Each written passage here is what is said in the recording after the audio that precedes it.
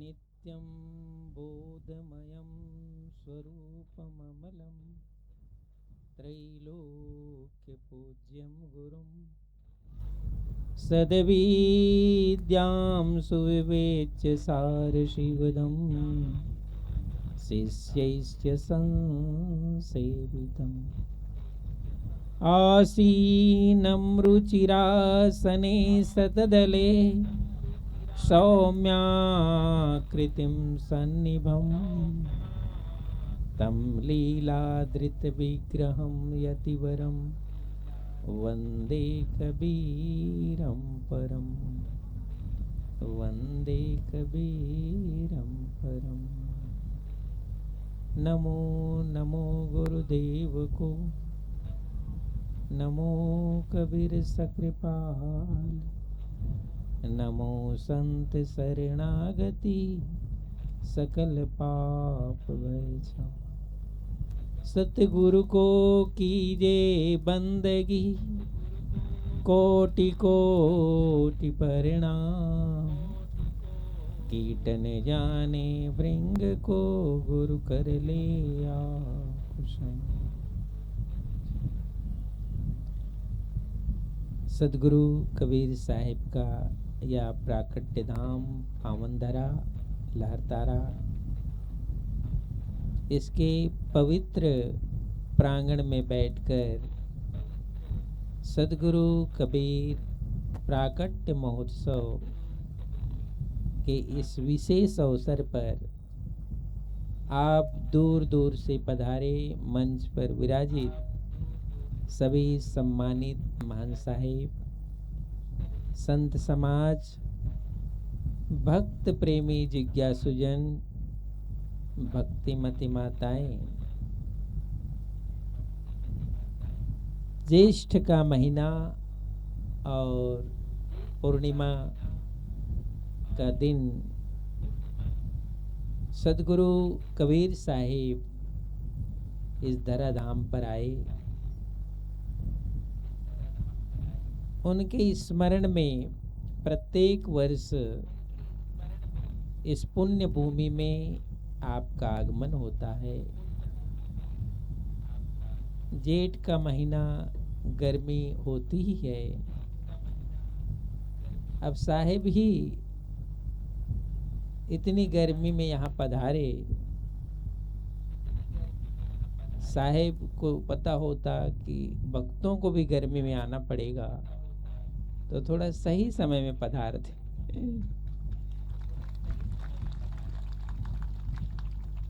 अब साहिब पधार गए तो भक्तों में को भी पधारना पड़ता है ना।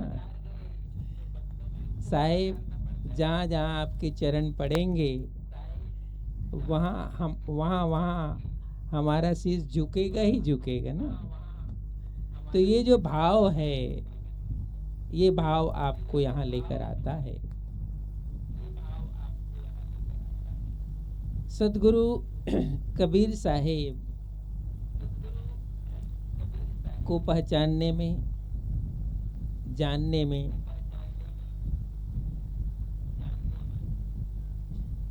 ये जो समाज है वो बहुत देर से पहचानता है।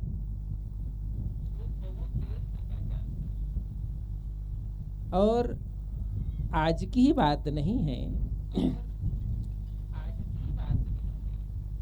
कुछ संतों को यदि हम छोड़ दें,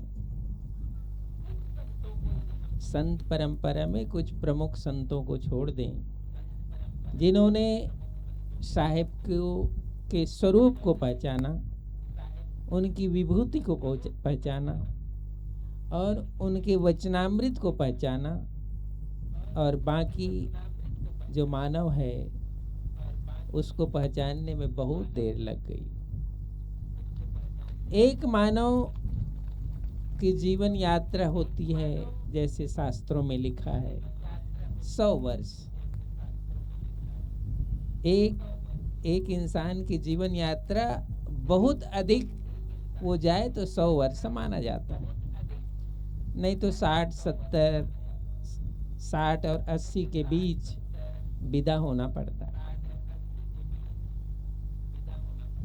यदि एक इंसान अपने जीवन काल में जिसे उसे जानना है, जिसे उसे समझना है, उसको जानने में यदि वो देर करता है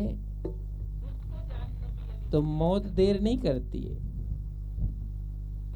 मौत देर नहीं करती है। तुम नहीं जाने जीवन को, तुम नहीं समझे, उसके हमको कोई फिक्र नहीं है, उसके हमें कोई चिंता नहीं है।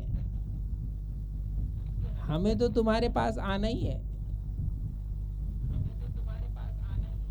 तो समय रहते सदगुरु का मतलब ये होता है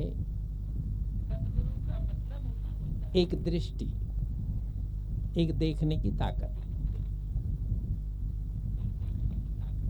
एक बात गहराई से यदि हम आपसे पूछें कि साहेब के मिलने से आपको क्या फायदा हुआ, साहेब के समीप आने से क्या फायदा हुआ, साहेब से जुड़ने से क्या फायदा हुआ, साहेब को सुनने से क्या फायदा हुआ, उसका एक ही सही उत्तर है, मुझ में दृष्टि पैदा हुई, देखने का ढंग पैदा हुआ। एक ही उत्तर है, दूसरा उत्तर नहीं। अब साहेब के पास आने से, सदगुरु से जुड़ने से पैर तो दो ही हैं, हाथ भी दो ही है, और उम्र भी कोई ठहर नहीं गया है, उम्र भी जा रही है। ऐसा कोई परिवर्तन नहीं हुआ है। एक ही परिवर्तन हुआ है, वो है दृष्टि परिवर्तन। और जब दृष्टि परिवर्तन होता है तो वो दृष्टि परिवर्तन से हम बाहर को भी देखते हैं और अंदर को भी देखते हैं। उसको दृष्टि परिवर्तन कहा जाता है। और सद्गुरु के मिलन से जिसके जीवन में दृष्टि परिवर्तन हुआ, और यदि यह सौभाग्यशाली है कि समय रहते दृष्टि परिवर्तन हो गया, समय रहते दृष्टि परिवर्तन हो गया, तो स्वयं को भी देख सकता है, आगे की यात्रा को भी देख सकता है, जीवन के संपूर्ण रहस्यों को देख सकता है, और देखने की दृष्टि देने का नाम ही सद्गुरु है। और हमारे गुरुजन तो कहते थे,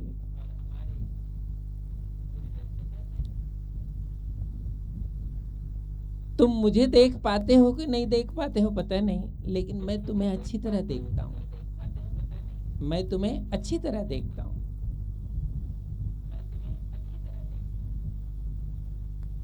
तो जब कोई शिष्य या साधक अपने जीवन के मार्ग में साहेब को देख सकने की यदि ताकत यदि उन्होंने पैदा कर ली है, तो निश्चित रूप से उसकी दृष्टि से सृष्टि का जन्म होता है। तुम कौन सी सृष्टि में जाओगे?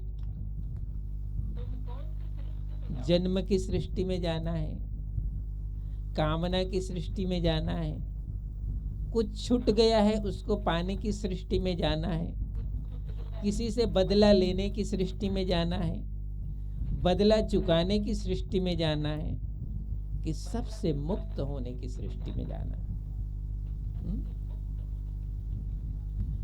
और यदि इस जीवन में सही समय पर यदि सद्गुरु का आगमन होता है, सद्गुरु का मतलब एक ही बार मैं कह रहा हूं, वो दृष्टि है, उस दृष्टि का तुम्हारे जीवन में यदि आगमन हुआ है, तो तुम अपने उन सब रहस्यों को देख सकते हो कि मुझे कहां यात्रा करनी है, इस जीव की क्या गति होनी है, जीव की क्या अवस्था बीतनी है, ये सबको देख सकते हैं। और कहते हैं, जिन आंखों से हमने सारी दुनिया देखी है, सारी दुनिया के रास्ता को नक्शा पर बना लिया है,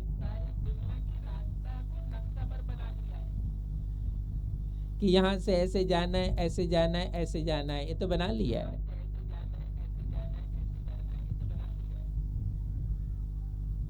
और अब तो वो गूगल से भी आप रास्ता ढूंढ कर जा सकते हो। गूगल में लिखना, ये जीव को मुक्ति का रास्ता तुम दिखाओ।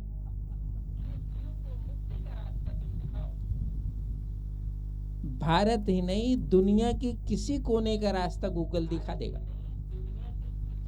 लेकिन जीव की मुक्ति का रास्ता किधर है, ये गूगल दिखा नहीं पाता है। ये केवल सदगुरु का शब्द दिखाता है, ये केवल सदगुरु का शब्द दिखाता है। और मैं समझता हूं कि आपके जीवन में सदगुरु का शब्द उसी रूप में अवतरण होना चाहिए उसका। साहेब काशी में अवतरण हुए, सदगुरु का शब्द एक शिष्य के जीवन में अवतरण हो, वो दृष्टि के रूप में आए। और सदगुरु की जब दृष्टि आपके जीवन में आती है तो आप सबको देख पाते हो।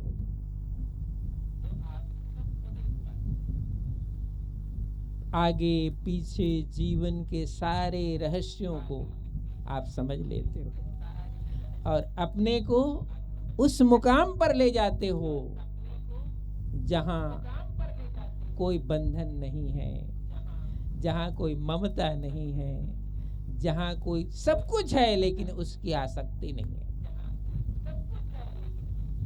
सब कुछ है तुम्हारे पास लेकिन उसकी आसक्ति नहीं। इसीलिए दृष्टि का मतलब समझ लो। संसार में जो मन है, विचार है, हमारी आदत है, हमें जो पढ़ाया गया, सिखाया गया, लिखाया गया, वो क्या है जानते हो? तुम कैसे सक्सेस होते हो? सक्सेस का मतलब है तुम्हारा जीवन, लाइफ कैसे थोड़ा, जिसको जमाना हाई कहता है, उस स्तर पर कैसे आप जा सकते हो। इसको संसार की ऊंचाई कही जाती है। आपके पास कितने पद है, प्रतिष्ठा है, धन है, दौलत है, संसार की कितनी माया है। जितनी संसार की माया आपके पास है उतना ही संसार का जो दृष्टि है उसको सक्सेस माना जाता है। आप सक्सेस हो। लेकिन ये सूत्र व्यवहार के लिए सही है, लेकिन ये सूत्र उस जीव के लिए सही नहीं है जो आगे यात्रा करने वाला है, उसके लिए सही है। उस जीव के लिए उसी मुकाम पर उसको जानना है। कितनी बुद्धि, कितनी मेहनत, कितनी लगन, कितने कला से ये मुकाम को मैंने पाया है। और इससे यदि मुक्त मुझे होना है, उसकी कला कहाँ है? उसकी कला है तुम्हारे पास? इससे यदि मुक्त होना है, उसकी कला है। और यदि जिसको तुमने खड़ा किया है इतना, उसमें थोड़ा सा कहीं नुकसान होना शुरू हो गया, तुम्हारा हार्ट अटैक हो जाता है। इसका मतलब है इससे मुक्त होने का तुम्हें कला नहीं पता है। इस ऊंचाई पर आने की कला तो जो तुमको पता ही है, तब तो इस ऊंचाई पर तुम आ गए। इससे मुक्त होने की कला तुमको पता नहीं है। इससे मुक्त होने की कला ही सदगुरु का विधान है।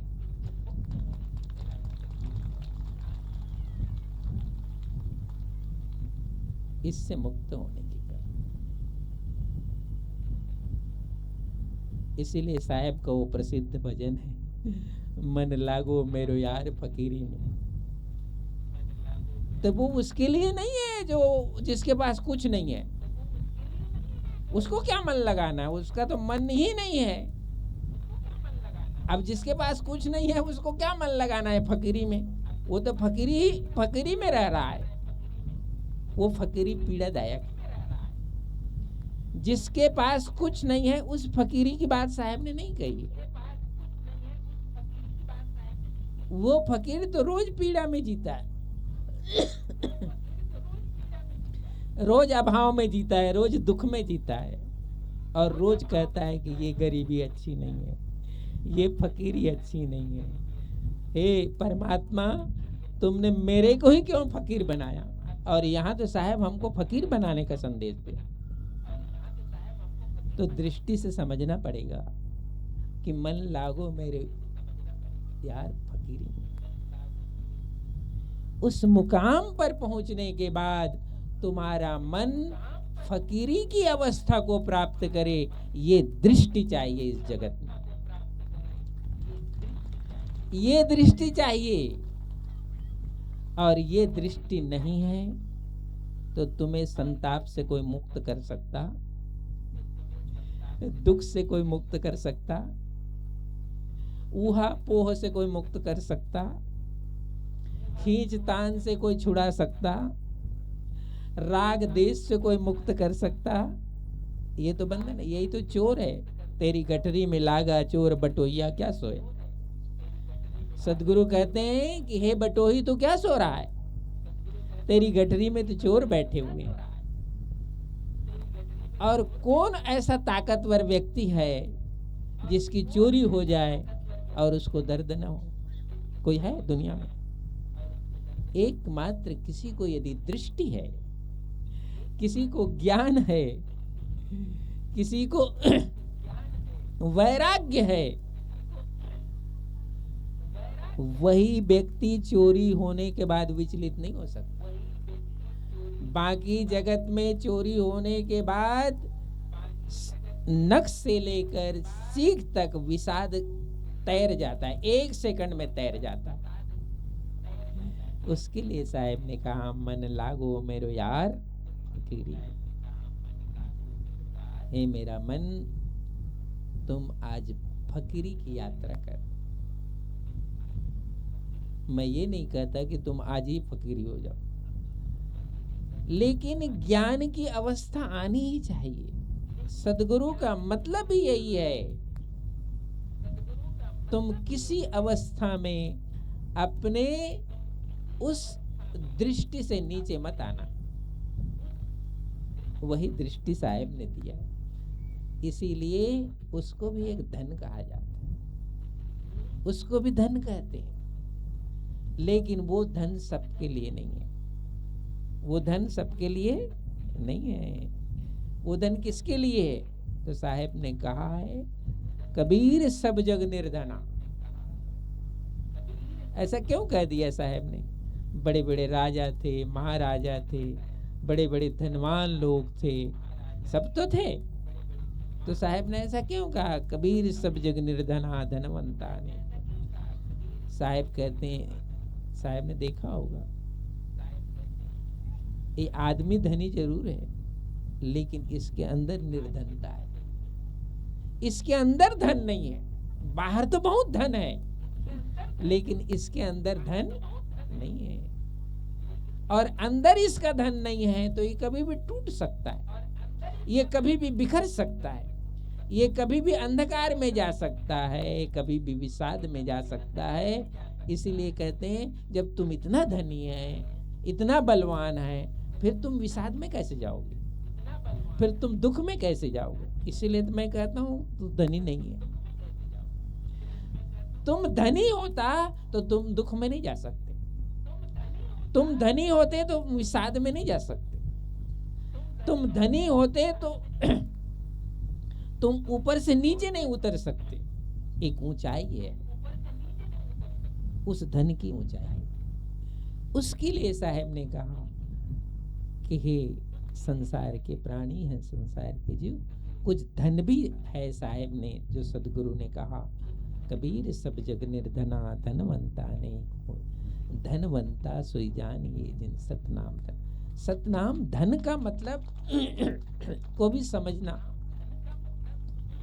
सतनाम धन का मतलब है जो सत्य है, जो श्रेष्ठ है, वो धन तुम्हारे पास रहना चाहिए। सब धन जाने के बाद भी यदि वो धन आपके पास है तो तुमको कोई नीचे गिरा नहीं सकता है। ये जीव नीचे गिर सकता नहीं। और जब जीव नीचे गिरता है तो वो कहाँ जाता है? वो अधोगति में जाता है।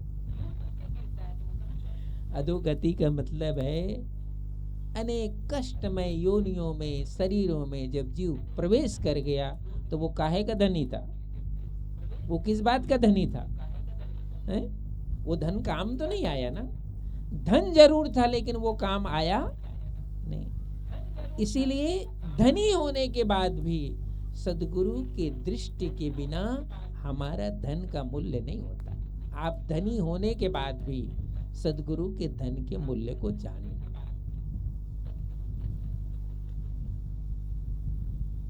ये उपदेश साहब ने दिया है।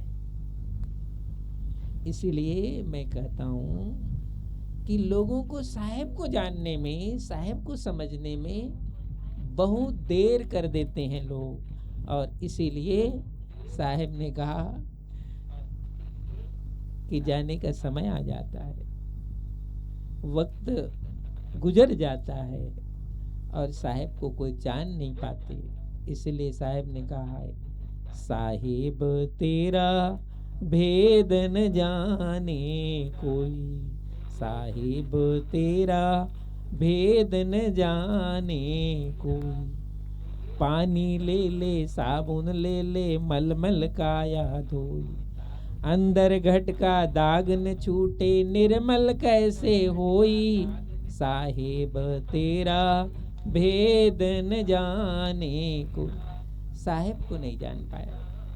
साहेब को जानना एक इंसान की जीवन यात्रा की सबसे बड़ी उपलब्धि है, सबसे बड़ी उपलब्धि।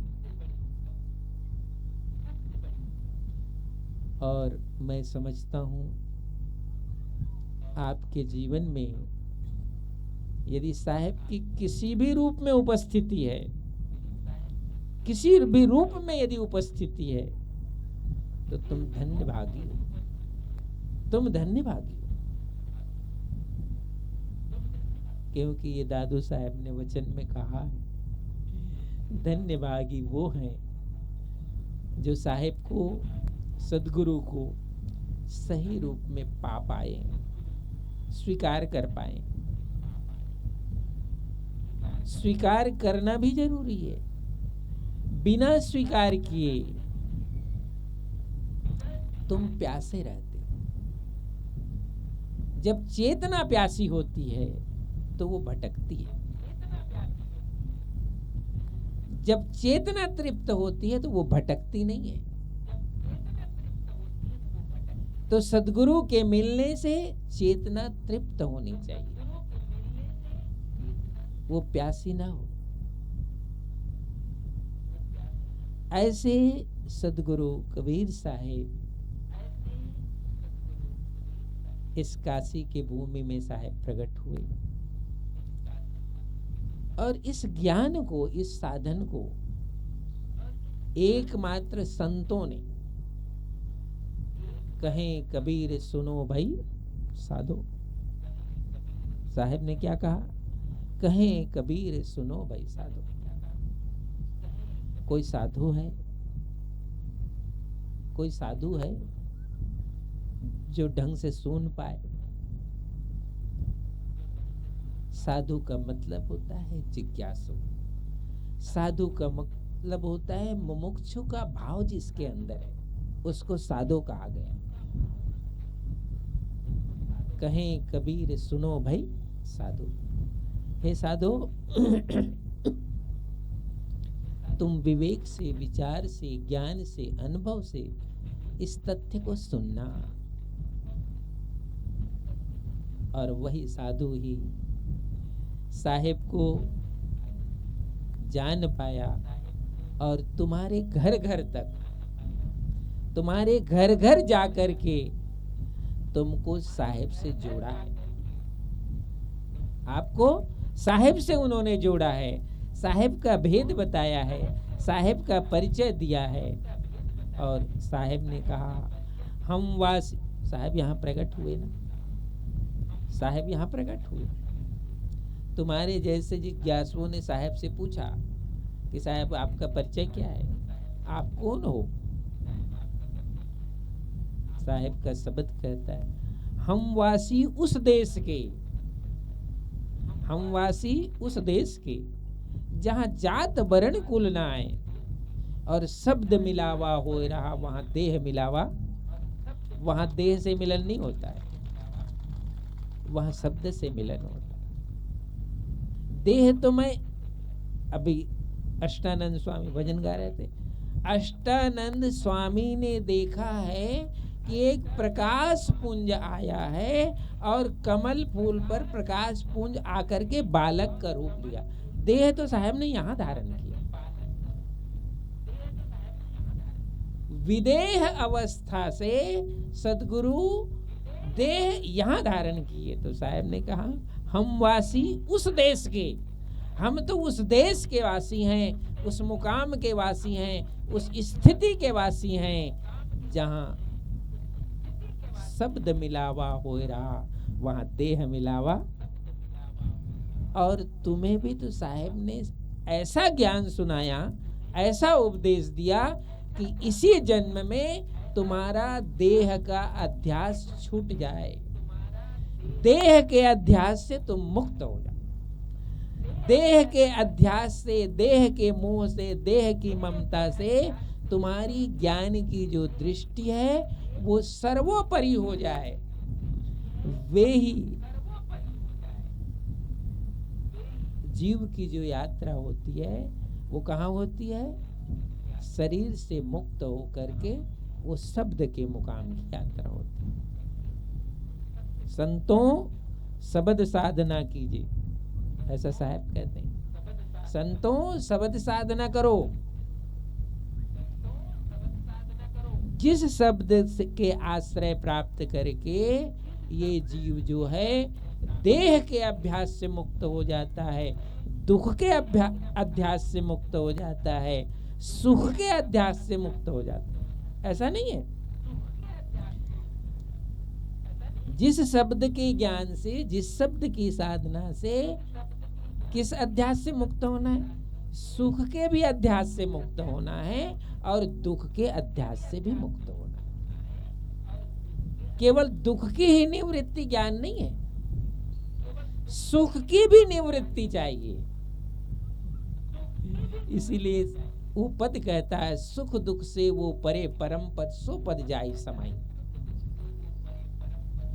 वो सुख से भी परे है और दुख से भी परे है, वो जो परम पद है सुख दुख दोनों से परे है। सुख और दुख दोनों से जो परे परम पद है, उस परम पद को जानने का जो साधन है वो है सद्गुरु की दृष्टि। वो तुम में उतरना चाहिए, वो आपके अंदर उतरना चाहिए। तभी साहेब को खुले बदन हंसी हंस के देखूं, सुंदर बदन निहारूं, ऐसा शब्द कहता है। इस साहेब के रूप को आंख खोलने पर दिखाई पड़ता है, इन साहेब के रूपों को आंख खोलने पर दिखाई पड़ता है। वो तो कहता है मैं आंख भी नहीं बंद करता, आंख भी नहीं खोलता, तो भी दिखाई पड़ता है।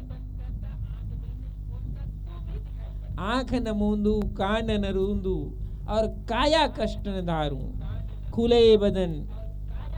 वो तो जिस दिन से साहेब ने ज्ञान दिया है और मेरा अज्ञान का पर्दा हट गया है, उस दिन से मेरी आंखें खुली है, वो बंद थोड़े हुई है, वो तो खुली है। जिस दिन से अज्ञान का पर्दा हट गया है उस दिन से आंखें खुली है, वो बंद नहीं है। ज्ञान की दृष्टि से जो आंखें खुली है वो बंद नहीं होती है। मैं उस दृष्टि से साहब को देखता हूं। खुले बदन हंसी हंस के देखूं, सुंदर बदन निहारूं। तो एक बार सद्गुरु के ज्ञान दृष्टि से जब हमारी दृष्टि खुल जाती है वो बंद नहीं होती, वो नहीं बंद होती। उसी को साहेब का मिलन कहते हैं, उसी को कहते हैं साहेब का मिलन। कि हे सद्गुरु,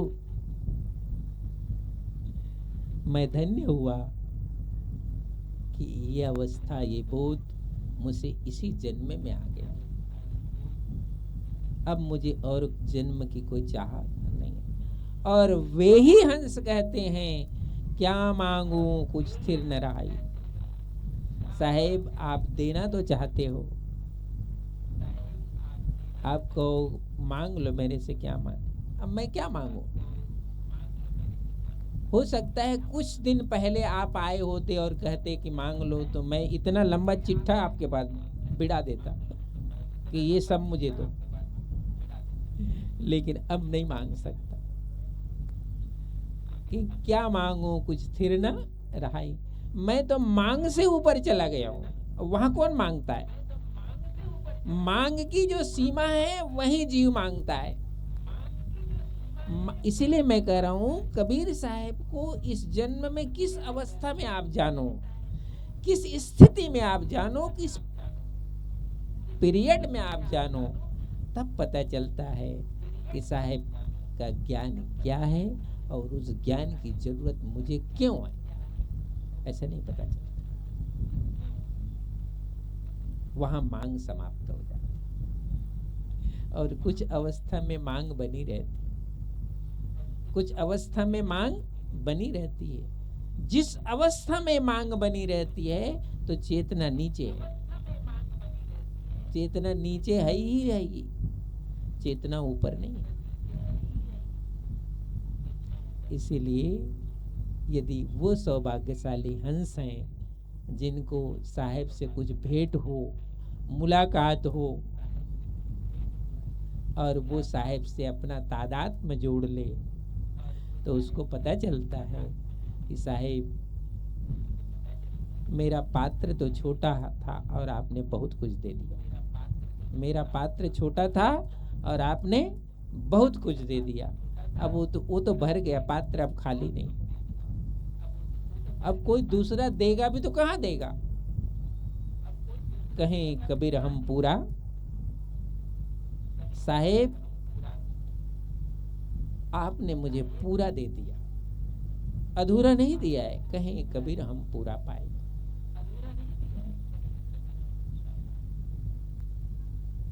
तो ऐसे सद्गुरु के इस पावन धाम में हम सब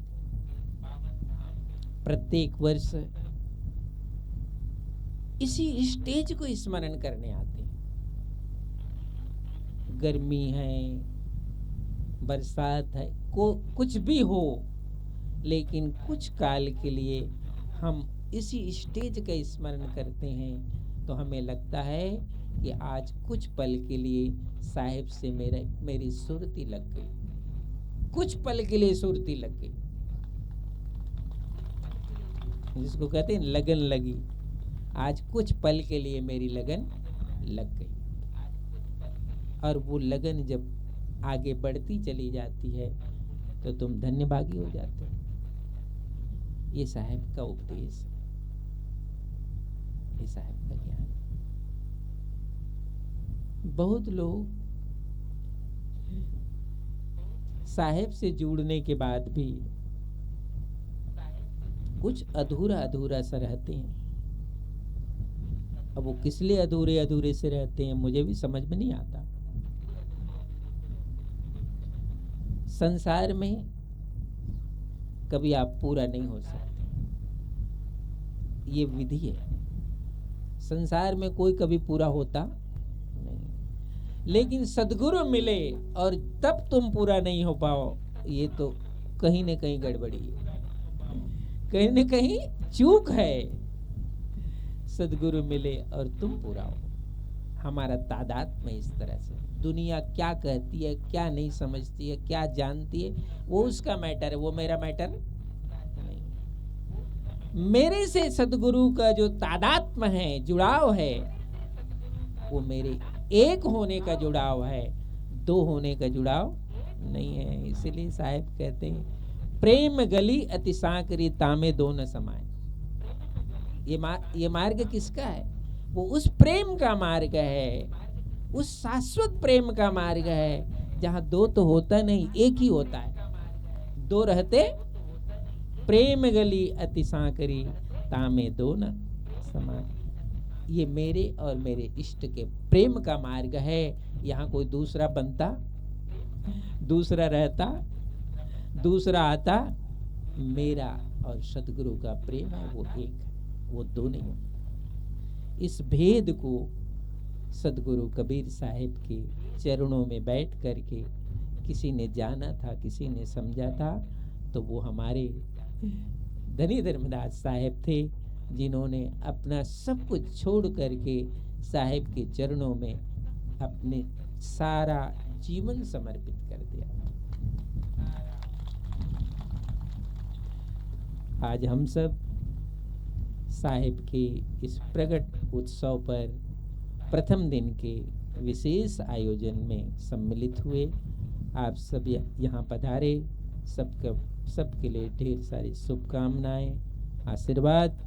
आज का भोजन प्रसाद की व्यवस्था जैसे कि आपको सुबह सूचना दी गई थी, आप सबके लिए, अतिथि के लिए संत महंत सभी जन जो आए हैं, हमारे जोधपुर से महामंदिर सतगुरु कबीर आश्रम महंत गोपाल साहब का आश्रम है। वहाँ एक साध्वी माता जी थी जिनका कुछ महीने पहले सतलोक गमन हुआ, तो उनके परिवार की ओर से उनकी स्मृति में साध्वी सूरज कंवर साहिब की स्मृति में आज का दोनों दिन का भोजन भंडारा और कल का भी दोनों दिन का भोजन भंडारा उन्हीं की ओर से है। तो आप सब बड़े श्रद्धा और प्रेम से भोजन प्रसाद ग्रहण करना और भोजन को छोड़ना नहीं, थाली में प्रसाद को छोड़ना नहीं। ये भी शिक्षा सीख कर जाओ।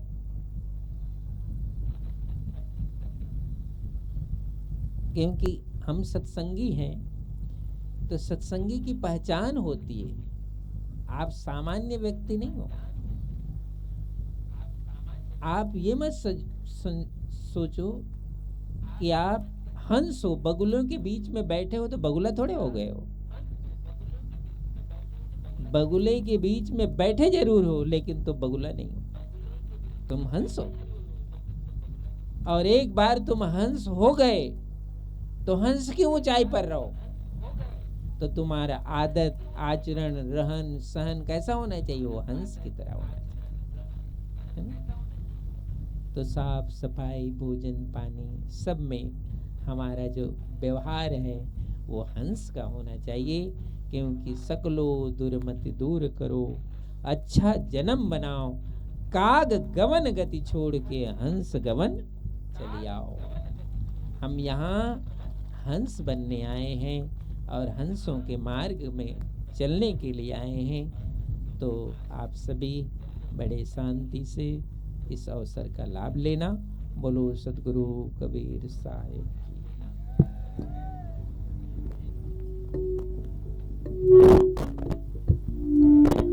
हेलो, बोलो सतगुरु